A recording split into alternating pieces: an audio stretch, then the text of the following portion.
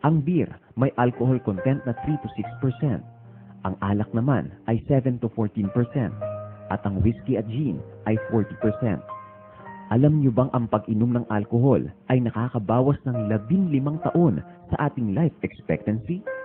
Katunayan, nakapagdudulot ito ng hepatitis, brain hemorrhage, pagkasira ng ating panunaw, pagkakaroon ng tuberculosis, sakit sa puso at kanser sa bato. Dagdag pa rito ang diabetes dahil ang bawat bote ng beer ay katumbas ng 5 kutsarang asukal. Nakalulungkot isipin na sa pag-aaral ng Department of Health, nangunguna ang Pilipinas na manginginom sa Southeast Asia.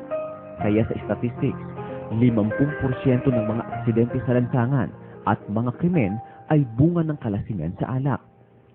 Tinatayang 10 milyong Pilipino ang umiinom ng beer, alak at whiskey.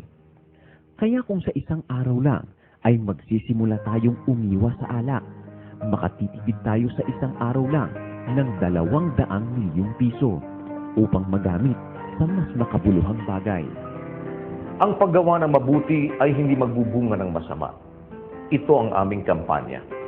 Samantalahin natin ang mabuting pagkakataong ibinibigay sa atin ng Diyos upang gumawa ng kabutihan. Maaari natin itong pasimulan sa isang araw lang.